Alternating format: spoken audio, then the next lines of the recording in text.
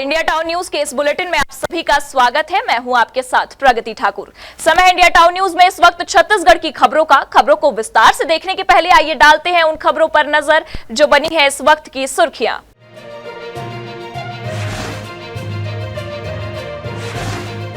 सूरजपुर से सामने आया सिस्टम को शर्मसार कर देने वाला वीडियो। पढ़ाई लिखाई की उम्र में सड़क के गड्ढे पाट रहे कल का भविष्य। तसला और फावड़ा के साथ दिखे बच्चों का वीडियो देख कलेक्टर ने कहा कराई जाएगी गंभीरता से जांच।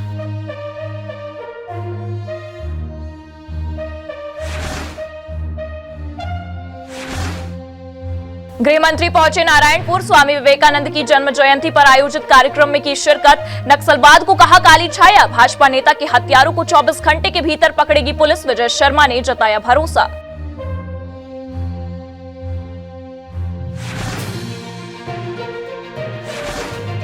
एक अनोखा बैंक जहां नहीं होता रुपए पैसे का व्यापार। राम नाम की कॉपियां होती हैं खाते में जमा। रखा जाता है बराबर हिसाब किताब। लाखों की संख्या में खाता धारक राम नाम जमा कर सुधार रहे लोक परलोक।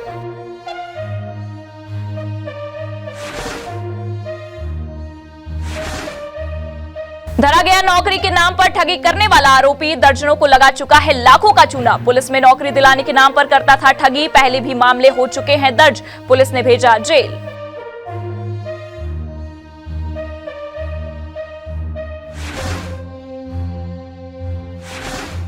और अब खबरें विस्तार से।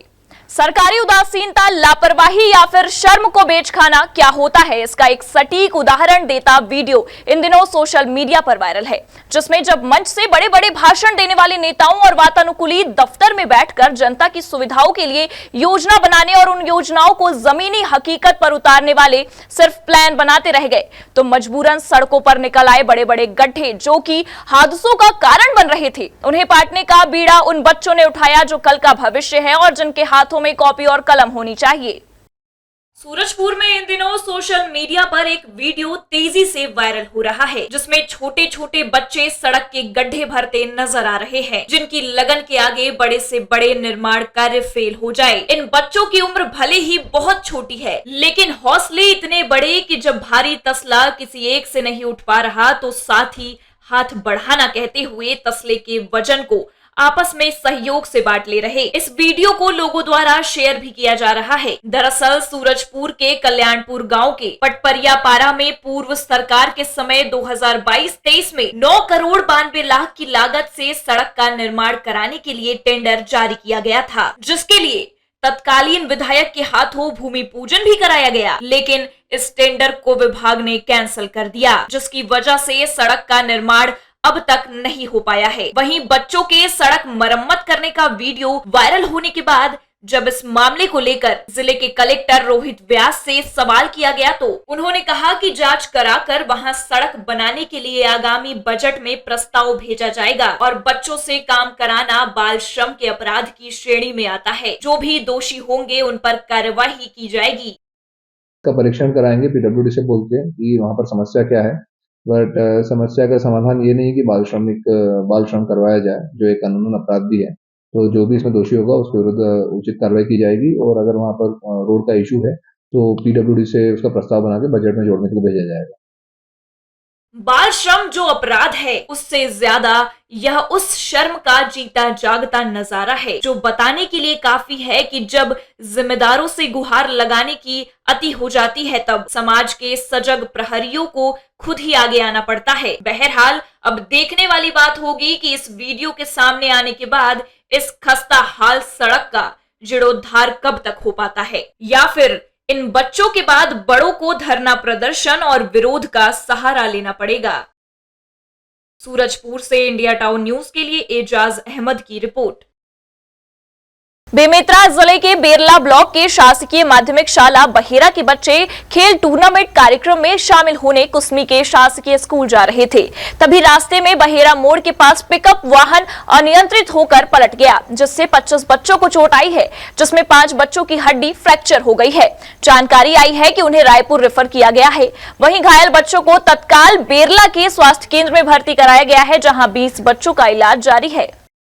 बहेरा मोड़ में 25 बच्चों से भरी पिकअप वाहन पलटने की जानकारी के बाद बेरला के एसडीएम युगल किशोर उर्वशा बेरला के स्वास्थ्य केंद्र पहुंचे और घायल बच्चों का हालचाल जाना और डॉक्टर को समुचित इलाज करने के निर्देश दिए।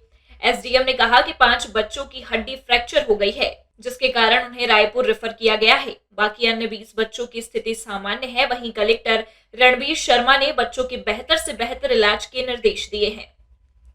बेमेतरा से इंडिया टाउन न्यूज के लिए अंकुर तिवारी की रिपोर्ट।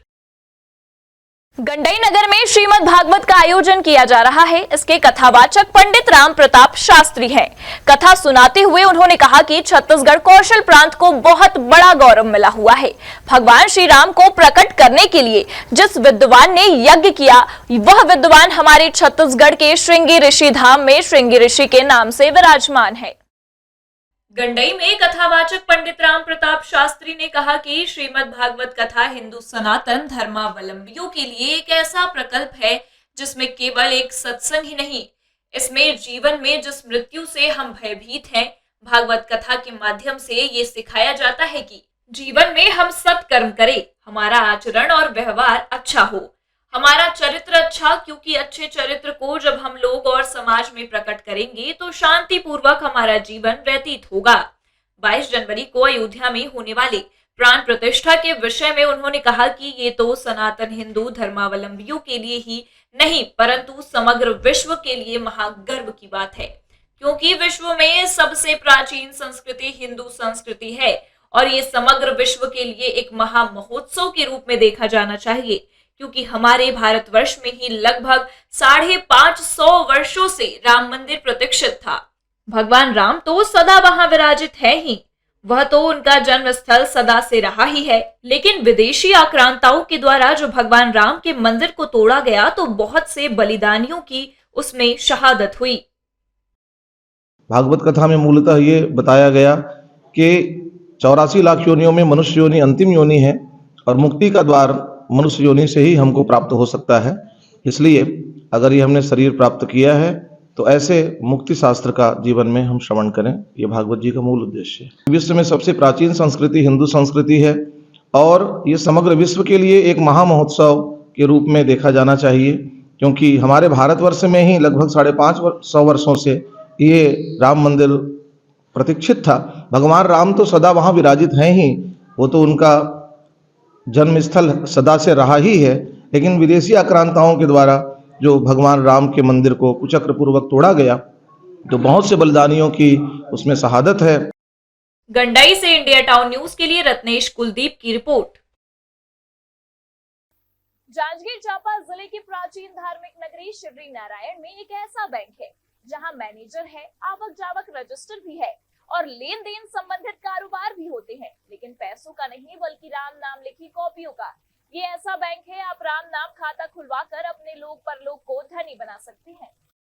जांजगीर चांपा जिले के प्रमुख धार्मिक स्थल में लोगों की प्रमुख आस्था का केंद्र शिवरी नारायण है, जहां का मंदिर हमेशा राम में ही रहता है। यहाँ 24 घंटे राम नाम का जाप और भजन चलते रहते हैं। तो वही इस मंदिर परिसर की एक और खासियत है जो इस मंदिर को सबसे जोड़ा करती है, वो है यहाँ संचालित होने वाला बैंक, जिसमें रुपए पैसे का लेन देन नहीं बल्कि राम नाम का व्यापार चलता है और इसके लिए बकायदा पूरा एक सिस्टम है जो हर बैंक में दिखाई देता है। इस बैंक को श्री सीताराम नाम बैंक के नाम से भी जाना जाता है, जो रोज अपने समय में खुलता है और बंद होता है। इस बैंक में पैसे का लेन देन नहीं बल्कि राम नाम लिखी गई कॉपी जमा की जाती है। बैंक के प्रबंधक ने बताया कि 6 साल पहले इस बैंक की शुरुआत की गई और राम नाम लिखने की कॉपी के साथ लाल रंग का पेन भी देने की शुरुआत बहुत कम संख्या से हुई, लेकिन अब राम नाम लिखने वालों की संख्या लाखों में है, जिनका नाम और गांव बैंक के रजिस्टर में लिखा हुआ है, जिन्हें प्रशस्ति पत्र भी दिए जाते हैं।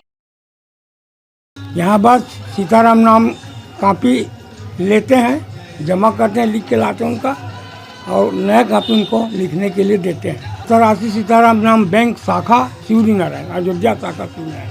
अच्छा। तो 18 से किए हैं, सन 18 से। अच्छा। हाँ, 18 से चालू किए हैं और आप आज 5-6 साल में करीबन 1 अरब हो गया है नाम संख्या जमा। पब्लिक लिखते हैं ना, पब्लिक लिखते हैं। यहाँ 727-28 ग्राहक हो गए हैं लिखने वाले। लाल कलर में ही भगवान का नाम लिखा जाता है, प्रेम का रंग लाल होता है, इसलिए लाल रंग से लिखा जाता है। बैंक के मैनेजर ने बताया कि वे कार सेवक के रूप में अयोध्या पहुंचे थे। उस समय भी जहां से कार सेवक निकलते वहां स्वागत और खाने पीने का इंतजाम हो जाता था। उन्हें इस बात का विश्वास जरूर था कि अयोध्या में रामचंद्र जी का मंदिर बनेगा, लेकिन मंदिर बनने और भगवान की मूर्ति स्थापना होने में काफी समय हो गया। उन्होंने कहा, भगवान के घर देर है, अंधेर नहीं। उन्होंने कहा, देश में राम राज्य आएगा। उन्हीं के साथ में मैं पूरा जाता हूँ। 2 बार मैं कार से आया वहाँ अयोध्या से 92 में 2 बार आ गया। नहीं, विचार तो हम लोगों को बहुत ही अच्छा था और जाते जाते हमको कोई तकलीफ भी नहीं हुआ। बढ़िया हम लोगों का गांव वाले लोग नाश्ता पानी खिचड़ी वगैरह खिलाते थे, हम लोग आगे बढ़ते जाते थे। बनेगा ही वह, हम वो उद्देश्य लेके ही चले हम लोग। बहुत समय लग गया, अब क्या बताएं, हमसे तो बुजुर्ग हैं, वो लोग जानते हैं। हम क्या, ठीक है, भगवान के यहाँ देर है, अंधेर नहीं है।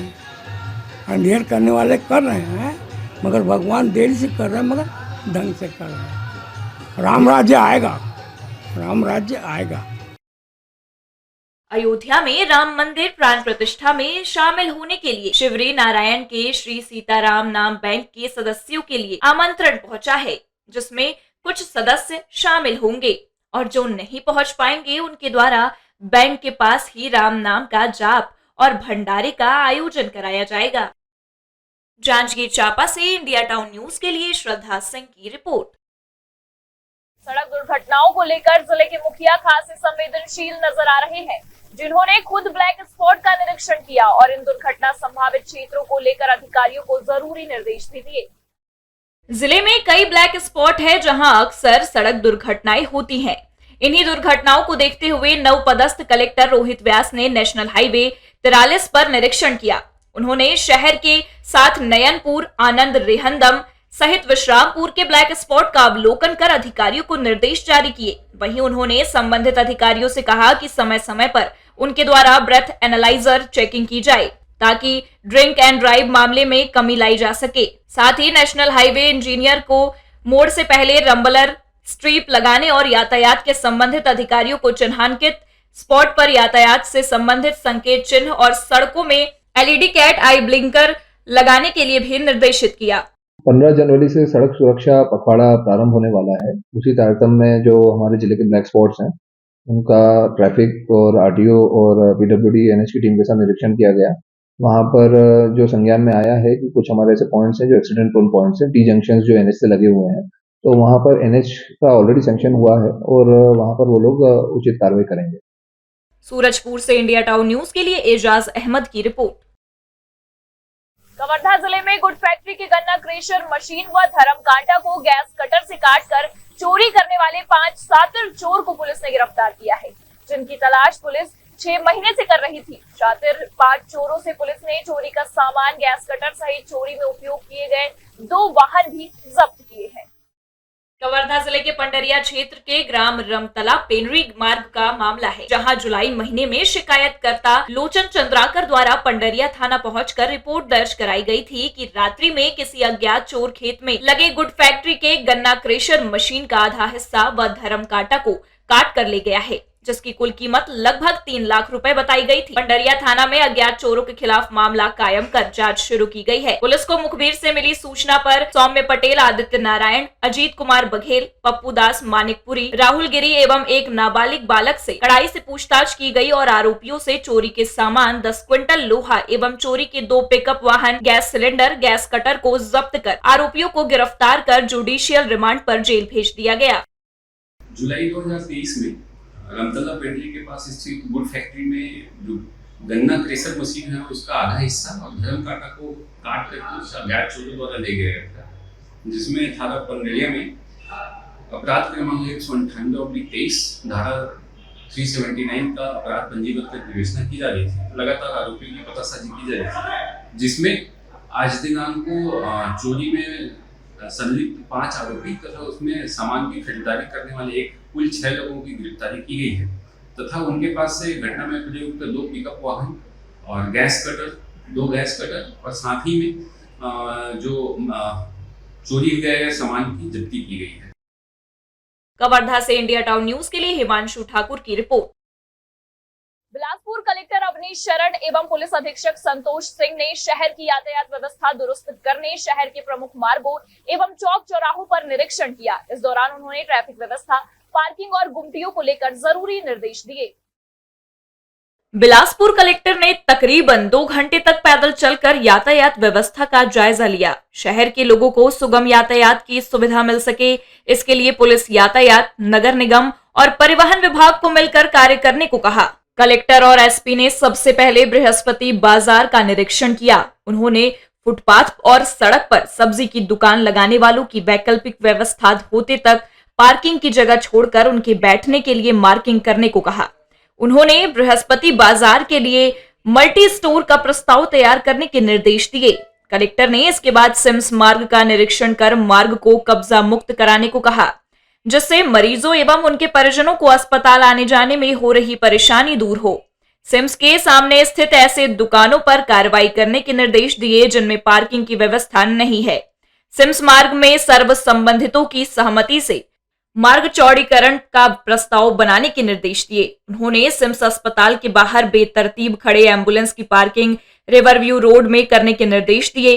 इसी तरह सदर बाजार से गोल बाजार, कोतवाली चौक का अवलोकन कर व्यापारियों के सहयोग से ट्रैफिक का दबाव नियंत्रित करने को कहा। इसमें कुछ जो हमारे शॉपकीपर हैं उनके द्वारा भी सामान जो है वो भी दुकानों से बाहर निकाला लिया जाता है। ठेले वाले हम जिसके कारण से जो यातायात है वो कहीं ना कहीं तो आज इसी को लेके हमारे द्वारा जो पुलिस कप्तान है वो और जो पूरी टीम आरटी और नगर निगम की पूरी टीम ने आज इंस्पेक्शन किया है।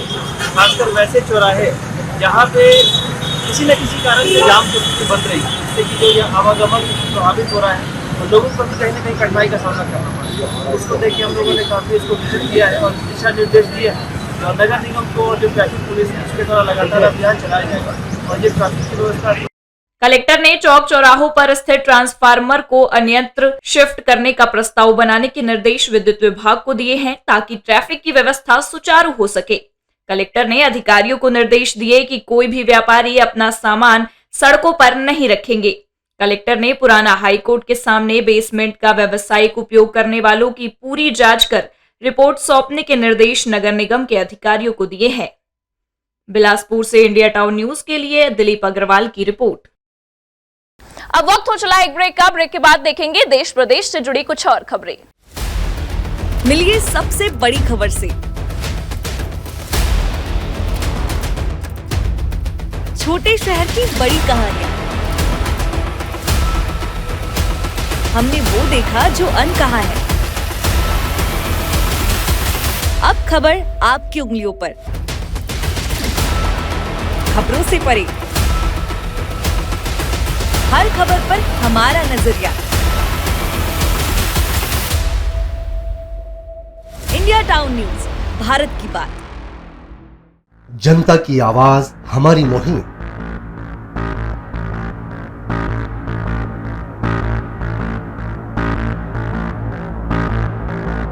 डिजिटल युग की नई आवाज। जनता का भरोसा, जनता की जीत, जनता का मत, ये सारी चीजें जब दावे करती है, हारती है तो ईवीएम पर सवाल क्यों? आपके लिए सबसे बेहतरीन हमारा प्रयास। इस वक्त की सबसे बड़ी खबर आपको बता रहे हैं इंडिया टाउन न्यूज, भारत की बात। ब्रेक के बाद आप सभी का स्वागत है। सरकारी नौकरी के लिए बेरोजगार युवक लाखों रुपए की जमा पूंजी दे रहे हैं। ताजा मामला दुर्ग जिले के सुपेला थाना क्षेत्र से सामने आया है। सब इंस्पेक्टर की नौकरी के नाम पर 2 लोगों के साथ 10-10 लाख रुपए की धोखाधड़ी की गई है। पुलिस ने विष्णु सोरेन पर धोखाधड़ी के तहत अपराध दर्ज कर रायपुर से गिरफ्तार कर लिया है। आरोपी के द्वारा अब तक 15 से 20 लोगों के साथ धोखाधड़ी किया गया है। पुरानी भिलाई के ग्राम रिंगनी नारधा निवासी रेवाराम ने थाना सुपेला में रिपोर्ट दर्ज कराई कि आरोपी विष्णु सोरेन के द्वारा उप निरीक्षक भर्ती में नौकरी लगाने के नाम पर धोखाधड़ी की है। सुपेला पुलिस ने धोखाधड़ी का अपराध पंजीबद्ध कर विवेचना में लिया था। एसएसपी राम गोपाल गर्ग द्वारा नौकरी लगाने के नाम पर ठगी करने वालों पर त्वरित कार्यवाही के निर्देश पर अपराध दर्ज होते ही सुपेला पुलिस आरोपी की खोजबीन में लग गई। इस दौरान मुखबिर से सूचना के आधार पर आरोपी विष्णु सोरेन को रायपुर से घेराबंदी लेकर पकड़ा गया। आरोपी से पूछताछ करने पर उसने रेवा राम, भूतपूर्व सैनिक के अलावा उसके मित्र हेमंत हिरवानी, देवेंद्र कुमार साहू तथा नवदीप को से सभी भूतपूर्व सैनिकों को अपने आप को पुलिस के खुफिया विभाग में नौकरी करना बताया और सभी लोगों से 10 से 12 लाख रुपए लेकर उप निरीक्षक भर्ती में नौकरी लगाने की बात कही थी। आरोपी पुलिस में एसआई की नौकरी लगाने कुल 12 लाख रुपए लिया था। अब इसकी नौकरी नहीं लगी तो आरोपी ने टाल मटोल शुरू कर दी। गौरतलब हो कि आरोपी विष्णु सोरेन पुलिस विभाग में बर्खास्त आरक्षक है। आरोपी के द्वारा अब तक कुल 15 से 20 से भी अधिक लोगों को ठगी करने की जानकारी मिली है। पूर्व में भी आरोपी के विरुद्ध नौकरी लगाने के नाम पर धोखाधड़ी करने का मामला थाना कुरूद जिला धमतरी में दर्ज है। आरोपी को गिरफ्तार कर न्यायिक रिमांड में भेजा गया है। प्रार्थी युवाराम निवासी भिलाई 3 के रहने वाले हैं। इनके द्वारा थाना उपस्थित आकर लिखित आवेदन प्रस्तुत किया गया कि ये और इनके साथी हैं, करीब 4 हैं साथी, जो उनके द्वारा एक व्यक्ति है विष्णु सोरेन नाम का, जो कि निवासी रायपुर का है। वो व्यक्ति अपने आप को गोपनीय विभाग का होना बताकर इनको पुलिस की नौकरी लगा देगा कर कहते हुए इनको धोखाधड़ी देते हुए इनसे अलग अलग किस्तों में करीब 12 लाख रुपए इन लोगों से ले लिया है। की सूचना पर पुलिस ने धारा 420-34 के तहत एफआईआर दर्ज किया था। एफआईआर दर्ज करने के बाद पे आरोपी का पता तलाश जारी था। आरोपी की सूचना मिलने पर रायपुर से आरोपी को गिरफ्तार किया गया। आरोपी से पूछताछ करने पर उसने अपना जुर्म स्वीकार किया है और भी कई जगहों से अलग अलग लोगों से अभी जो अपुष्ट खबरों से हमको पता चल रहा है कि बहुत सारे लोगों से इन्होंने पैसा लिया है और अब जो एफआईआर हो रहा है और न्यूज वगैरह में देखने के बाद काफी लोग आने की आशंका भी है। दुर्ग से इंडिया टाउन न्यूज के लिए अतुल शर्मा की रिपोर्ट। जिला रोजगार व स्वरोजगार मार्गदर्शन केंद्र में सॉफ्टवेयर बंद होने से छत्तीसगढ़ पुलिस विभाग द्वारा आयोजित होने वाली भर्ती परीक्षा में फॉर्म भरने के लिए आवेदक को 1 सप्ताह से भटकना पड़ रहा है। सहायक ग्रेड 2 अधिकारी का कहना है 2 से 4 दिनों में नया सॉफ्टवेयर चालू होने के बाद रजिस्ट्रेशन किया जाएगा। राजनांदगांव के जिला रोजगार व स्वरोजगार मार्गदर्शन केंद्र में प्रतिदिन बड़ी संख्या में नवीन पंजीयन व रोजगार पंजीयन का नवीनीकरण के लिए बहुत दूर दूर से आवेदक आते हैं, लेकिन 1 सप्ताह से पंजीयन का कार्य बंद होने से व्यवस्था चरमरा सी गई है। आवेदकों का काम नहीं होने से उन्हें मायूस होकर घर लौटना पड़ रहा है। छत्तीसगढ़ पुलिस विभाग ने कांस्टेबल भर्ती निकाली है, जिसके तहत 1 जनवरी से 15 फरवरी तक ऑनलाइन आवेदन कर सकते हैं। ऑनलाइन पंजीयन व फॉर्म भरने के लिए रोजाना बड़ी संख्या में कियोस्क सेंटरों पर आवेदक पहुंच रहे हैं, लेकिन काम नहीं होने से निराश होकर लौट रहे हैं। पंजीयन साइट नहीं चलने से आगे की प्रक्रिया नहीं कर पा रहे हैं।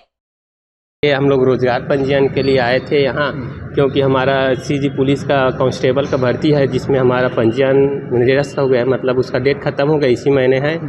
तो 2 बार आ चुके हैं, आज भी आए हैं, लेकिन यहाँ तो सर्वर डाउन है करके बोल रहे हैं। 2 बार और आ चुके हैं, लेकिन हमको दिक्कत ये हो रहा है कि बार बार हमको आना आ रहा है। मतलब खड़ागढ़ से आते हैं हम लोग, यहाँ आते हैं, फिर पता चलते कि सर्वर डाउन है करके, तो यही दिक्कत हो रहा है। और मतलब वैकेंसी भी अभी आए हैं सीजी पुलिस का कांस्टेबल का, उसमें हमको अप्लाई भी करना है, इसलिए पंजीयन के लिए आ रहे हैं हम लोग। इस समस्या पर अधिकारी का कहना है कि नया सॉफ्टवेयर जल्द चालू होगा, जिसके बाद फॉर्म भरे जा सकेंगे। अभी क्या है, सॉफ्टवेयर अभी 4-5 दिनों से अभी बंद है। अभी नया सॉफ्टवेयर बनने वाला है ना, तो उसमें अभी सॉफ्टवेयर पूरी तरह से कंप्लीट नहीं हुआ है। अभी हेड ऑफिस से अपने पता चला है कि अभी 2-4 दिन अभी और लग सकता है, उसमें काम अभी जारी है।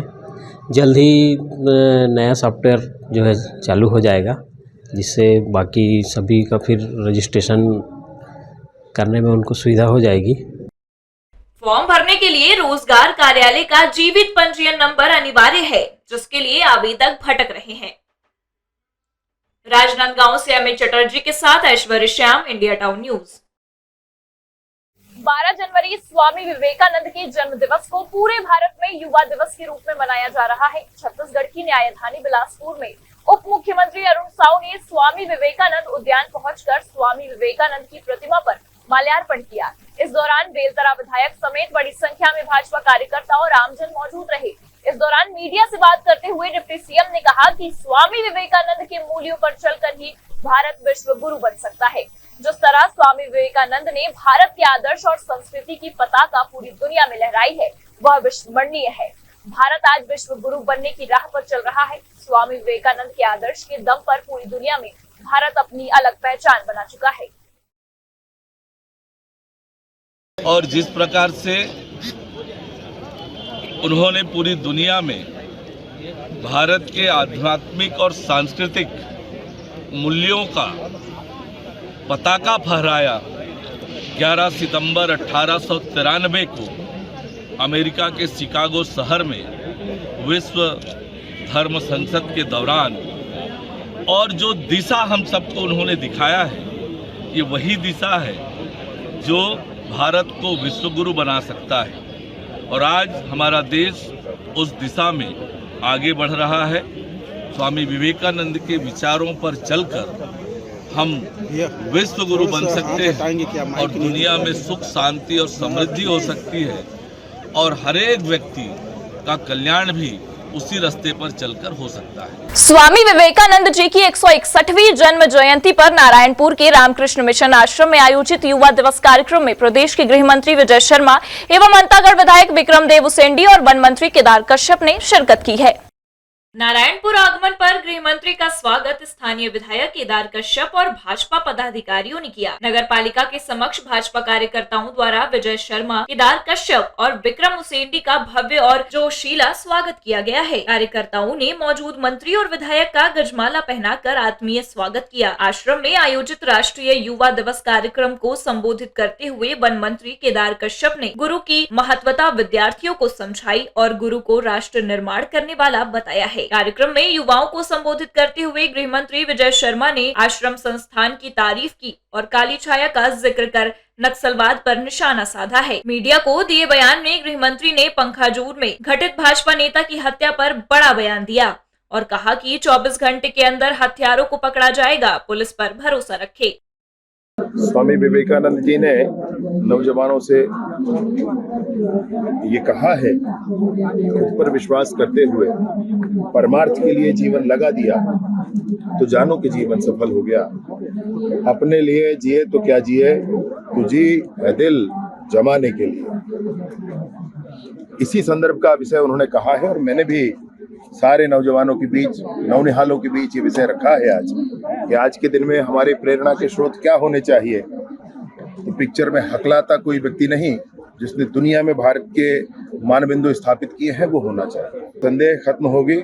बस्तर के नौनिहाल, बस्तर के नौजवान, बस्तर के दृढ़ प्रतिज्ञ जनता इस बात को खत्म करेगी। अबूझमाड़ के युवाओं के लिए कोई मैसेज? अबूझमाड़ के युवा तो IIT में हैं, DSP हैं, बहुत बड़ी बड़ी संस्थाओं में हैं। बदल गया अबूझमाड़, बदल गया अबूझमाड़। अपनी पुलिस पर विश्वास करें, अपनी पुलिस पर विश्वास करें।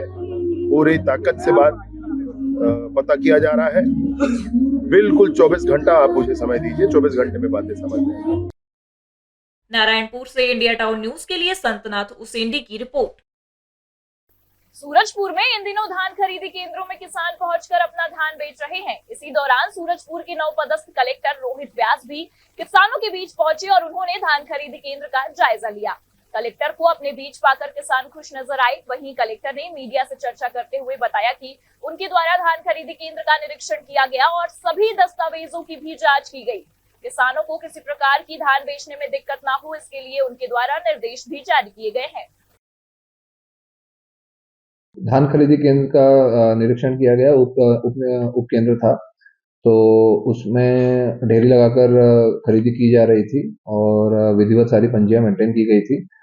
परंतु इसमें एक ये देखने में मिला कि मॉइस्चर मीटर जो था वो थोड़ा सा सही नहीं था, तो उसमें हम लोगों ने नोटिस, जो हमारा वहाँ का समिति प्रबंधक है, उसको नोटिस जारी करने के लिए बोला है, क्योंकि मॉइस्चर मीटर हमेशा सही से काम करना चाहिए, अदरवाइज उसमें धान खरीदी में गड़बड़ी होने की आशंका होती है।